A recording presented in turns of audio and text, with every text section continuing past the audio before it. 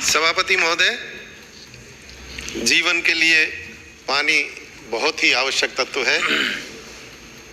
राज्य सरकार ने पेयजल के लिए बहुत अच्छा काम किया है।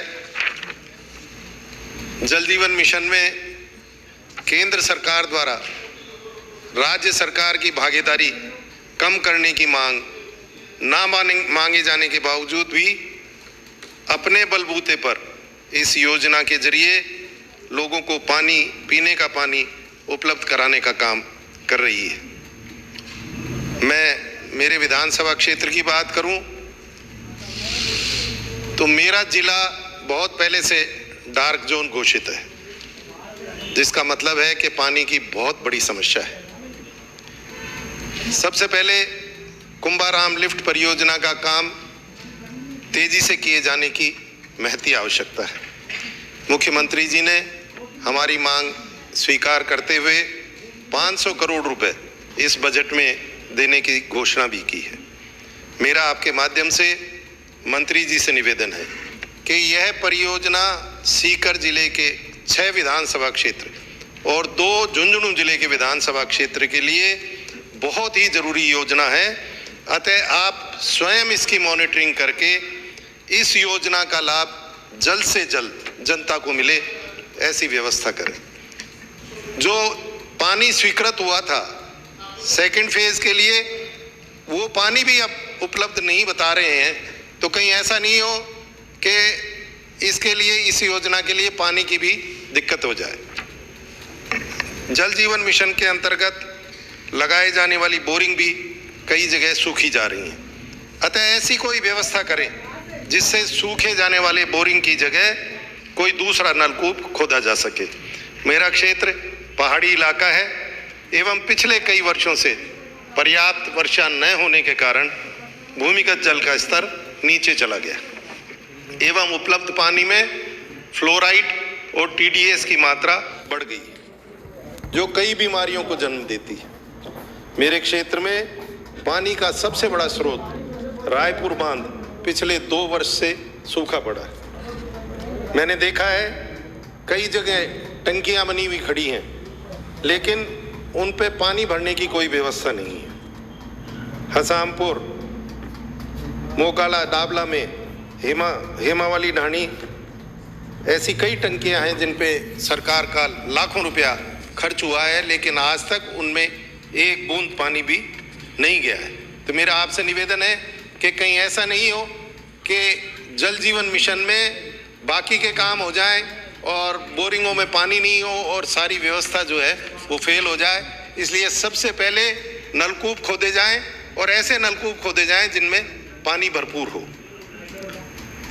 जल जीवन मिशन के तहत लगाए जाने वाले नलकूपों की साइट सिलेक्शन के लिए प्रत्येक जिले में एक कनिष्ठ भूवैज्ञानिक लगा हुआ है, जबकि लगाए जाने वाले नलकूपों की संख्या बहुत ज़्यादा है एवं इनकी कमी की वजह से या तो नलकूप लगने में देरी होगी या इनकी कमी की वजह से गलत साइट पे नलकूप लगेगा। अतः मेरा मंत्री जी से निवेदन है कि जिलों में इनकी संख्या बढ़ाकर कम से कम 2 की जाए। पिछली सरकार ने सोलर के नलकूप लगाए थे। आप मुख्यमंत्री जी ने भी अपने पिछले प्रथम वर्ष में सोलर के नलकूप लगाए थे, जो बहुत ही कामयाब रहे। मेरा आपसे निवेदन है कि इस साल भी आप कम से कम एक विधानसभा क्षेत्र में, मेरे विधानसभा क्षेत्र में तो जहां पानी की ज़्यादा कमी है, 25 नलकूप सोलर के देने की कृपा करें। इसी तरह से जो बाकी के सदस्य भी मांग कर रहे थे, मैं भी उस मांग का समर्थन करता हूं कि हर विधायक को इस गर्मी में पानी की व्यवस्था से जूझने के लिए ज़्यादा से ज़्यादा हैंडपंप और ज़्यादा से ज़्यादा नलकूप उसकी अनुशंसा पे लगाने की व्यवस्था कराएं। महोदय, मैं आपका ध्यान एक और बड़ी समस्या की तरफ दिलाना चाहता हूं। जनता जल योजना के तहत नलकूपों के विद्युत खर्च की बकाया राशि के जमा नहीं होने के कारण अजमेर विद्युत वितरण निगम उनके कनेक्शन काट रहा है। मेरे यहाँ 6 पंचायतों में कनेक्शन बिजली के काटे जा चुके हैं और पीने के पानी की व्यवस्था बिल्कुल चरमरा चुकी है। छाजा की नांगल, न्योराना आदि ऐसी पंचायतें हैं जिनमें मैंने हाथ जोड़कर एससी साहब से 2 दिन की मोहलत लेकर उनका विद्युत कनेक्शन वापस चालू कराया है। तो मेरा आपसे निवेदन है, वर्ष 2017 में जब भाजपा की सरकार थी, उन्होंने ज़रूरतमंद पंचायतों को एक अलग से बजट दिया था। ऐसी ही व्यवस्था कोई इस वक्त की जाए कि जो ज़रूरतमंद पंचायतें हैं उनके बिजली के बिल जमा कराने के लिए उनको पैसा तुरंत उपलब्ध कराया जाए, जिससे कि आने वाली गर्मियों में जनता को पानी मिल सके। या ऐसी व्यवस्था की जाए कि निगम को पाबंद किया जाए कि उनके कनेक्शन नहीं काटे जाएं। 2 जो किस्तें हैं 2021-22 की, वो अभी तक पंचायतों को नहीं मिली हैं, तो पंचायतों के पास कोई पैसा नहीं है कि वो इस विद्युत खर्च को उठा सके। जनता दल योजना की एक सबसे बड़ी कमी जो रही थी उसको लागू करने में वो ये थी कि बिजली के बिल का चुकारा करने का जुम्मा पंचायतों पे छोड़ा गया था और पंचायतों के पास पैसा नहीं है, इसलिए ये विद्युत कनेक्शन कट रहे हैं और तकलीफ जनता भोग रही है। मेरा मंत्री महोदय से निवेदन है कि सरकार नदियों को जोड़ने का काम प्राथमिकता पर करे। हर साल सरकार करोड़ों रुपया पानी के लिए खर्च कर रही है। नए नलकूप कुछ समय के बाद सूख जाते हैं। मैंने क्षेत्र में पूर्व में लगे नलकूप और हैंडपंपों का आंकड़ा देखा है और मुझे उसे देखकर इतना आश्चर्य हुआ है कि सरकार ने इतना रुपया सब जगह खर्च किया है, इसके बावजूद पानी की समस्या ज्यों की त्यों है।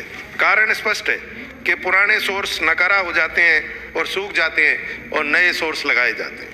अगर नदियों को आपस में जोड़ दिया जाएगा तो सूखे की और अतिवृष्टि की दोनों समस्याएं और उन पे होने वाला खर्च बचेगा एवं पुराने सारे सूखे नलकूपों में पानी आ जाने से पीने के पानी पे किए जाने वाला खर्च बचेगा और बजट में बचत होगी।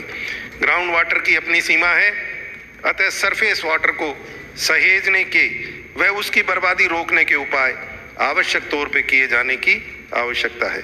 इंदिरा गांधी नहर का पानी, जैसा मैंने उस वक्त सुना था जब कुंभाराम लिफ्ट परियोजना का प्रथम फेज लागू किया गया था, मंजूर किया गया था, उस वक्त शायद इंदिरा गांधी नहर का 51% पानी राजस्थान को मिलने की बात थी, जो शायद घटकर अब काफ़ी कम हो गया है।